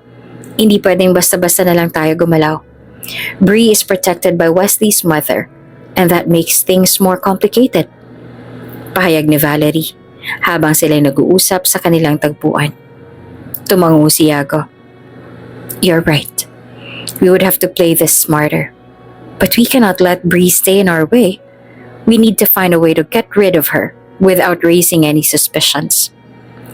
Habang nag-uusap sila, patuloy silang nagbabalak ng mga bagong estratehiya upang mapalapit si Valerie kay Wesley at mapalaya si Bree sa resort. Ngunit habang sila'y nag-iisip ng bagong plano, lalong naging malinaw sa kanila na hindi magiging madali ang kanilang misyon. Kailangan nila mag-ingat at siguraduhin na walang makakahalata sa kanilang mga tunay na intensyon. Habang abala naman sina Valerie at Tiago sa kanilang mga plano, patuloy namang binibigyang pansin ni Madam Helen si Bree. Alam ni Madam Helen na si Bree ang pinakamasipag at pinakadedicated na empleyado ng resort at hindi niya hahayaang mawala ito dahil lamang sa mga ganitong insidente. Bree, I trust you. Sabi din Madam Helen isang araw habang magkasama sila. Wesley trusts you too. Don't let anyone make you feel otherwise. You are important to this resort. Paalala nito. Nagpasalamat naman si Bree sa mga salita ni Madam Helen. Alam niyang mahirap ang sitwasyon pero sa tulong ng kanyang mga kasamahang staff sa trabaho at sa suporta na rin ni Madam Helen, nagkaroon siya ng bagong lakas upang harapin ang mga hamon na darating. Habang patuloy na nagpaplano sina Valerie at Tiago, patuloy ding lumalaban si Bree sa kanyang sariling paraan.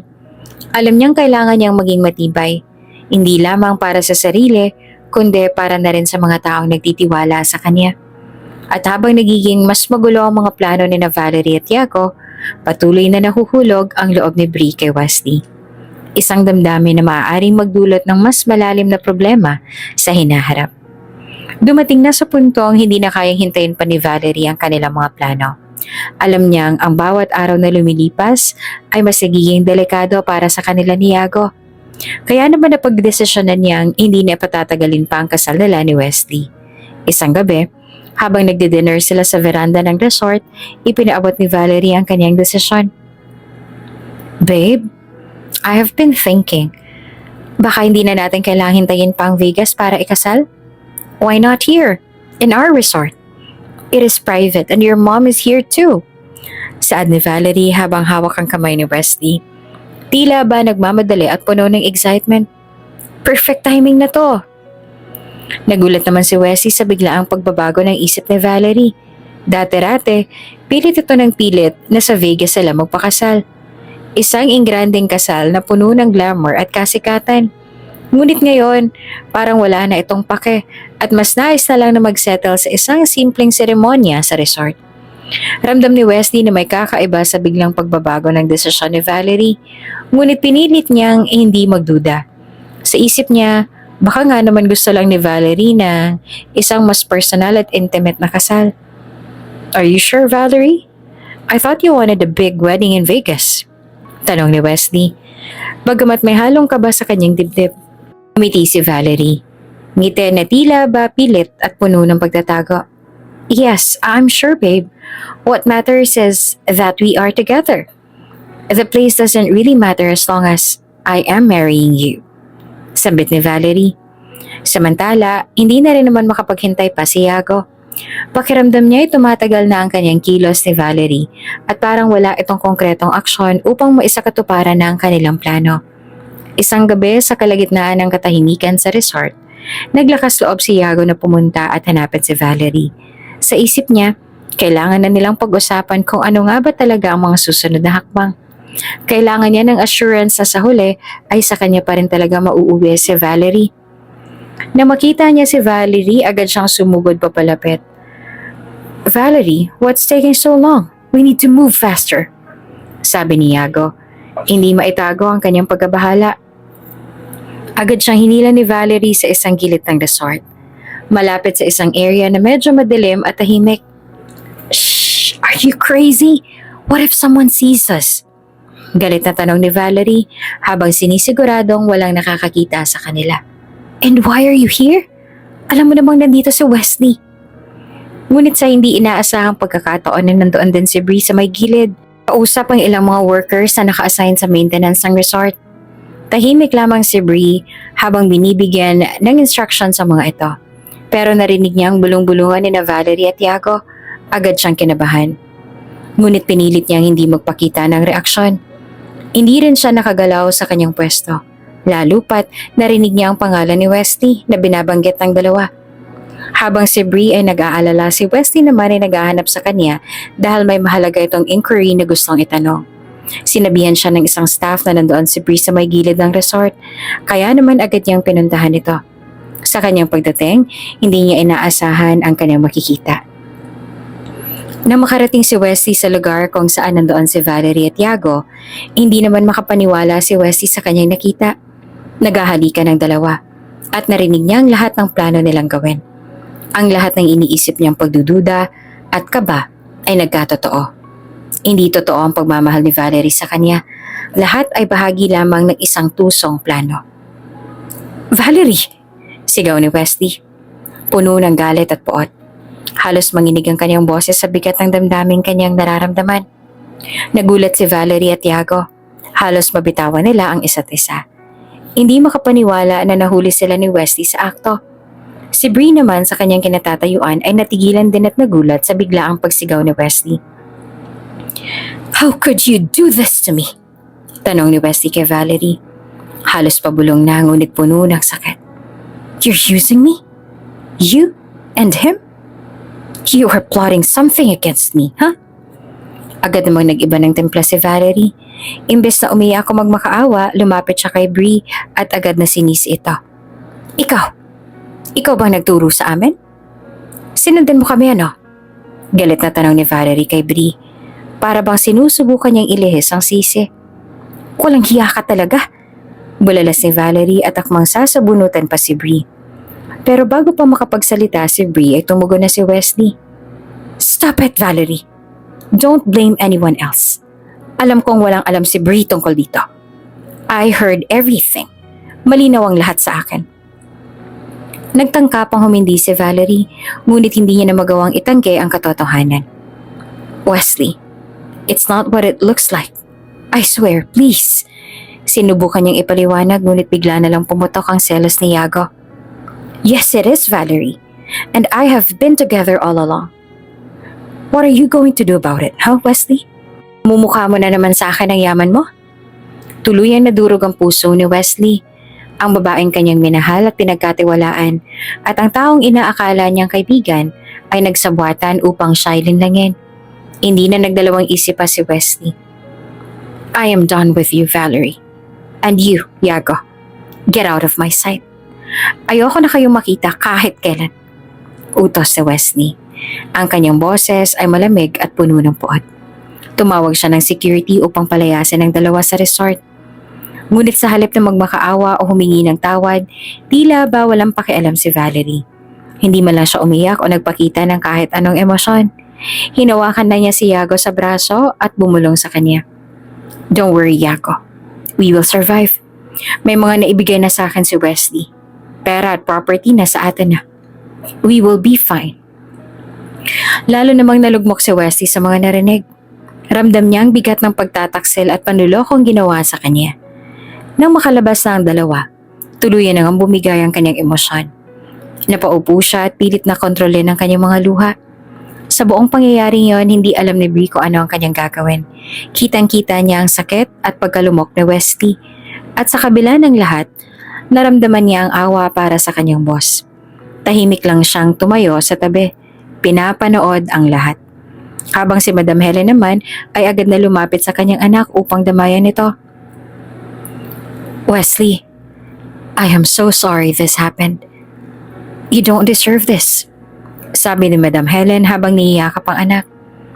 Mom, I feel like a fool. How could I let this happen? I was used, and I did not even see it coming. Sabi ni Wesley, puno ng puot sa sarili. I really thought Valerie was the one. And Yago, my own friend, how could they do this to me? Hindi mo kasalanan, anak. Masyado ka nagtiwala at mapagmahal. That's not your fault, son. It just means you are a good person at pinili mong makita ang kabaitan ng mga tao. Tugon ni Madam Helen. Pinipilit na ipadama sa anak na hindi ito nag-iisa. Habang nag-uusap sina Wesley at Madam Helen, nananatili lang si Bree sa gilid. Tahimik na pinapanood sila. Alam niyang hindi madali ang pinagdadaanan ni Wesley at ramdam niya ang bigat ng sitwasyon. Ngunit sa kabila ng lahat, alam ni Bree na kailangan niya magpatuloy. Hindi lang para sa kanyang sarili, kundi para na rin kay Wesley. Sa mga sumunod na araw, patuloy na pinilit ni Bree na maging matatag. Alam niyang mas magiging mahirap ang sitwasyon sa resort ngayon, lalo na't naganap ng iskandalo sa harap ng ibang empleyado. Ngunit alam din ni Bree na hindi siya pwedeng bumitaw. Kailangan niyang suportahan si Wesley, kahit pa sa simpleng paraan lamang. Habang si Wesley naman ay naghilom ng sugat sa kanyang puso, unti-unti niya nakita ang kabutihan at kasipagan ni Bree. Nakita niya kung paano ito mag-alaga ng mga bisita, kung gaano ito ang kadedicated sa trabaho, at kung paano ito nagsusumikap upang matupad ang kaniyang mga pangarap. Sa kabila ng lahat ng nangyayari, tila ba may bagong pag-asa na sumisilip sa puso ni Wesley. At sa bawat araw na lumilipas, mas nakikilala niya si Bree, isang babaeng hindi lang maganda sa panlabas kundi pati na rin sa kanyang puso. Habang patuloy na umaayon ang tadhana, isang bagay ang malinaw. Ang mga plano at intriga ay maaaring magdulot ng gulo, ngunit sa dulo, ang kabutihan at katapatan ang magwawagi. At habang bumabagsak ang maskara ng kasinungalingan, isang bagong simula ang naghihintay kina Wesley at Bree. Isang simula na puno ng pag-asa at marahil isang pagmamahalan na hindi nila inaasahan. Pagkatapos ng lahat ng nangyari, iminungkahi ni Madam Helen na manatili na lang muna si Wesley sa resort upang siya ay makapag-move on at makaiwas sa stress na dala ng trabaho sa Maynila. Wesley, stay here for a while. Hindi mo kailangan na bumalik agad sa Manila. Mas kailangan mo ng pahinga kaysa sa stress na naroon. Sabi ni Madam Helen, ang kanyang tono ay puno ng malasakit at pag-aalala para sa kanyang anak. Napagdesisyon na ni Wesley na sundin ang kanyang ina. Sa resort, tahimik at malayo sa mga alalahanin ng lungsod, ngunit hindi niya inaasahan na sa kabila ng kalungkutan ay makakakita siya ng bagong liwanag. Sa piling ni Bree. Habang si Wesley ay nananatili sa resort, si Bree naman ay hindi maiwasan na mag-alala sa kanyang kalagayan. Naging curious si Bree tungkol sa buhay ni Wesley, lalo na sa mga pinagdaanan nito. Isang araw habang nagpapahinga si Madam Helen sa veranda, tinanong siya ni Bree tungkol kay Wesley. Madam, how is Sir Wesley really doing? Mukhang malungkot pa rin po siya. Tanong ni Bree na puno ng pag-aalala. Ngumiti naman si Madam Helen at nagsimula na magkwento. Wesley has always been a good son. He is a responsible and a kind-hearted man. Pero ayoko siya makaranas ng heartbreak, lalo na't ako mismo ay dumaan sa ganoong sakit. I was divorced from Wesley's father, and I have always raised Wesley to be a gentleman, someone who respects women and values love. Kaya masakit para sa akin na makita siyang nasaktan ng gano'n at tratuhin ng gano'n ng mga tao when he is just so pure. Napaisip si Bree. Ramdam niya ang bigat ng pagmamahal ni Madam Helen para kay Wesley. Ang swerte naman po ni Wesley, ano? May nanay siyang isang katulad ninyo. Sabi ni Bree, ang kanyang tono ay puno ng paghanga. Tumingin naman si Madam Helen kay Bree at nagtanong, How about you, Bree? Do you have a boyfriend? Agad namang umiling si Bree. Ay, wala po, Madam. I have no time for relationships. Sagot naman ni Bree. Bahagya namang nagbiro upang itago ang hiya. Ngumiti pa sa Madam Helen at tumingin kay Bree ng may kahulugan. I hope my son finds a girl like you, Bree. Someone kind, responsible and caring. Bigla namang kinilig si Bree sa narinig, ngunit pinilit niyang itago ang kanyang nararamdaman. Habang lumilipas sa mga araw, todo asikaso si Bree kay Wesley. Alam niyang hirap pa rin ito sa pinagdadaanan, kaya naman sa bawat pagkakataon, nandun siya upang alagaan ang kanyang boss. Madalas sa maglasing si Wesley dahil sa patong-patong na stress, at si Bree ang laging nag-aalaga sa kanya. Kung ano man ang kailangan ni Wesley kahit na tungkol sa trabaho, si Bree ang palaging nandoon. Napapansin din ni Wesley ang pagiging maalaga ni Bree. Sa bawat pagkakataon na kailangan niya ng tulong o suporta, palaging nandoon si Bree. Hindi lang ito basta-basta empleyado para sa kanya at nakikita niyang may malasakit ito sa kanya na higit pa sa inaasahan. Isang gabi, habang nagpapahinga si Bree sa may pool, napansin niyang may lumalapit sa kanya, si Wesley. Pwede bang umupo dito? Tanong ni Wesley. Hawak ang isang bote ng beer. Napangiti naman si Bree at hindi mapigilang kilikin. Of course, sir. The poolside is for everyone naman po. Tsaka kayo po may-ari nito. Biro niya pa. Naupo si Wesley sa tabi ni Bree at nagsimula silang magkwentuhan tungkol sa buhay. Ibinahagi ni Wesley ang kanyang mga alaala sa pagkabata, ang kanyang mga pangarap, at ang mga bagay na nagpapasaya sa kanya. Si Bree naman ay nagkwento rin tungkol sa kanyang lola, sa mga dahilan kung bakit siya nagtatrabaho ng mabuti, at sa kanyang mga simpleng pangarap. Mabait ka nga, Bree. Hindi na ako nagtataka kung bakit gustong-gusto ka ng nanay ko, sabi ni Wesley habang tahimik silang nagmamasid sa mga bituin sa kalangitan. Nagulat naman si Bree. Ngunit tila ba hindi mapigilan ang kanyang sarili. Sana ikaw rin. Sana gusto mo rin ako. Bulong niya na halos hindi na naririnig. Nagkunwaring hindi narinig ni Wesley ang sinabi ni Bree. Ngunit sa totoo lang, narinig niya iyon. Napangiti pa nga siya at tila ba may kakaibang sayang bumalot sa kanyang puso. Mula nung gabing yon, madalas nang magkasama sina Wesley at Bree. Mas marami silang napag-uusapan. Mga bagay na dati ay tila hindi nila napapansin sa isa't isa. Unti-unti si Bree ay nagiging mas mahalaga na rin kay Wesley. Nakikita niya kung gaano itong kasipag, kabait at kung gaano ito nagmamalasakit sa kanya. Habang tumatagal, nagkakaroon ng bagong kahulugan ang kanilang relasyon. Ngunit si Wesley ay nag-aalangan pa ring aminin ito sa kanyang sarili.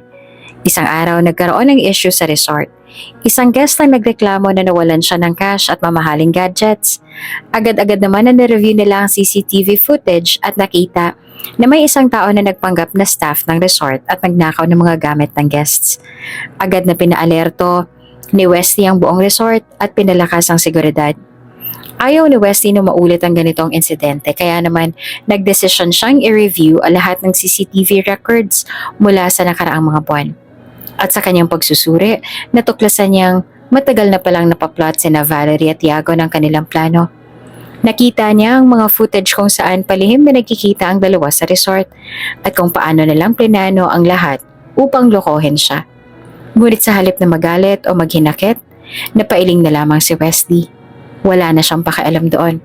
Mas lalo siyang natutok sa mga footage na nagpapakita kay Bree. Sa footage, nakita ni Wesley kung paanong palaging nag-aalaga si Bree sa kanya. Sa mga oras na akala niyang wala siyang kasama, nandyan lang pala si Bree. Tahimik na nagmamasid at nagbabantay sa kanya. One call away lang lagi si Bree at kailanman ay hindi siya iniwan nito. Naramdaman ni Wesley ang kakaibang init sa kanyang puso. Sa wakas, nararamdaman niya ang pag-usbong ng damdamin para kay Bree. Isang damdamin na hindi niya naasahang darating. Sa mga sandaling yon, para bang nagsisimula ng mabuo ang isang bagong kwento sa pagitan ni Wesley at Bree. Sa kabila ng mga pagsubok at panloloko, natutuhan nilang pareho na ang tunay na pagmamahal ay hindi kailanman natatago. At habang patuloy na lumilipas sa mga araw, ang kanilang relasyon ay unti-unti nang humuhubog sa isang bagay na mas malalim. Isang bagay na kayang itaguyod kahit pa anong unos ang dumating. Kailangan na lamang nilang aminin sa isa't isa ang tunay nilang damdamin. Matapos ang ilang linggo na pagmumuni-muni, isang gabi kinausap ni Wesley ang kanyang ina. Naghahanap siya ng gabay tungkol sa kung ano talagang nararamdaman niya. Mom? Simula ni Wesley habang nagkakape sila sa veranda. Paano mo nalaman na true love na ang nararamdaman mo para kay Dad? Kasi sa totoo lang, parang hindi iyon ang nararamdaman ko kay Valerie noon. Ngumiti naman si Madam Helen. Alam niyang mahirap ang pinagdadaanan ng anak. True love, Wesley, is something you just feel in your core. It's that kind of love that endures, no matter what happens. And just like what I had with your dad. Even though we ended up in a divorce, I still love him. In a way that is deep and meaningful. True love doesn't always mean it lasts forever. But it is something real. Something you cannot fake. Napatango naman si Wesley. Pero kita sa mukha niya na nag-iisip pa rin siya ng malalim. I think I'm falling for someone, Mom. Pero alam kong mali kasi baka isipin ng girl na predatory ako. Dahil boss niya ako. Pag-amin ni Wesley, medyo nahihiya pa sa kanyang ina. Bigla namang napangiti si Madam Helen. Alam niya naman kung sino ang tinutukoy ng anak. Bree is a good girl, Wesley. And I like her for you. Sabi ni Madam Helen na may kasiguruhan. Nagulat pa si Wesley. Hindi niya inakala na ganoong kabilis makita ang kanyang ina ng nararamdaman niya. You really think so, Mom? Tanong niya, medyo hindi pa rin makapaniwala. Of course I do. If you really like her, then you should pursue her. Walang mali roon, anak. Basta ba totoo ang intensyon mo? Sagot naman ni Madam Helen. Patuloy nga ngiti sa labi. Napaisip ng malalim si Wesley. Ang mga salita ng kanyang ina ay tumama ng malakas sa kanyang puso. Mula noon, hindi niya na mapigilang isipin si Bree. Kung paano siya nito inalagaan at kung paano nitong naipakita ang kanyang tunay na malasakit. Unti-unti na pagtanto ni Wesley na si Bree na nga ang hinahanap niyang pagmamahal. Ang tunay na reyna ng kanyang puso. Dumating ang birthday ni Bree at nagdesisyon ng mga staff ng resort na maghanda ng isang simpleng salo-salo para sa kanya. Nang pumasok si Bree sa dining hall, nagulat siya na makita ang dekorasyon, mga balloons at pagkain. Bakit may pagganito? Hindi naman ako boss Biro niya pa. Pero kitang-kita naman sa kanyang mukha ang tuwa. Isa-isa siyang binati ng mga staff at sa bawat pagbate, nararamdaman niya ang init ng kanilang pagmamahal at respeto para sa kanya. Pero sa kabila ng kasiyahan, may kaunting lungkot sa kanyang puso. Wala kasi roon si Wesley. Napatingin siya sa pinto. Umaasang biglang lalabas ang boss niya. Pero wala. Hanggang sa may tumugtog na live band at nagsimulang tugtugin ang kanyang paboritong kanta. Nagulat naman si Bree lalo na nang mapansin niyang tila hinahayaan siya ng mga staff na mag-isa sa gitna ng hall. Ano na naman to? Diyos ko kayo talaga. Bulong niya sa sarili. Ngunit agad na napalitan ng kaba ang kanyang damdamin. Paglingon niya, nakita niya si Wesley na nakatingin sa kanya at nakangiti. May hawak na bouquet ng kanyang paboritong bulaklak. Happy birthday, Bree! Bati ni Wesley. Ang kanyang mga mata ay puno ng kalambingan. Napatigil naman si Bree. Hindi naman makapaniwala sa nakikita niya. Parang tumigil ang oras at tanging si Wesley lamang ang nakikita niya. Nasa mga mata ni Wesley ang matagal nang pinipigil na damdamin. Lumapit si Wesley kay Bree. At sa harap ng lahat ay nagsimula siya magsalita. Bree, mula nung una kitang nakilala, nakita ako ng sipag, dedikasyon at pagmamahal mo sa trabaho. Pero higit pa ron, nakita ko kung gaano kang kabait at kung paano mo inalagaan ang mga tao sa paligid mo. Pati na rin ako. Lalo ako. Sa totoo lang, nagkakaroon na ako ng espesyal na damdamin para sa'yo. Sabi ni Wesley, ang kanyang tinig ay puno ng emosyon. Hindi naman makapagsalita si Bree at tila ba nananaginip siya. Patuloy naman nagsalita si Wesley. Alam kong boss mo ako, pero gusto kong malaman mo na ang nararamdaman ko para sa'yo ay totoo. I like you, Bree. I really do. Kaya gusto kong tanungin ka, Bree. Pwede ba kitang ligawan? Halos maglaho naman ang lahat ng alalahanin ni Bree. Ang lahat ng kaba, takot at pag-aalinlangan ay nawala. Sa harap ng lahat, ngumiti siya ng matamis at tumango. Oo naman, Wesley. Sagot ni Bree. Halos hindi siya makapaniwala sa nangyayaring ito. Pagkarinig ng sagot ni Bree, sumigaw ng "Yee!" ang mga staff ng resort. Nagpalakpakan at tila ba nagparty ang buong lugar. Lumapit si Wesley kay Bree at niyakap siya. Isang yakap na puno ng pagmamahal at pag-asa. Mula noon, nagsimula ng ligawan ni Wesley at Bree. Hindi nagtagal, naging opisyal na silang magkasintahan. Lahat ng tao sa resort ay masaya para sa kanila, lalo na si Madam Helen. Nasimula pa lamang ay alam niya na kung gaanong kahalaga si Bree para sa kanyang anak. Sa loob ng ilang buwan, lumalim ang kanilang pagmamahalan. At hindi nagtagal, nauwi sa kasalan ng kanilang munting relasyon. Sa isang simpleng seremonya sa mismong resort kung saan nagsimula ang lahat, ay ikinasal sina Wesley at Bree. Naging emosyonal ang lahat, lalo na nang idineklara ng officiant na sila ay mag-asawa na. Mula noon, itinuring ng tunay na reyna ng resort si Bree. Hindi lang siya basta empleyado, siya ang mahal na asawa ni Wesley. At ang kanyang pagmamahal at malasakit sa resort at sa mga tao dito ay lalo pang pinalalim ng kanyang bagong tungkulin. At ang dating simpleng babae na nagsumika para sa kanyang lola ay naging bahagi ng isang maligaya at matagumpay na kwento ng pag-ibig. Isang kwento na nagpatunay na ang tunay na pagmamahal ay darating sa tamang oras, sa tamang lugar, at sa tamang tao.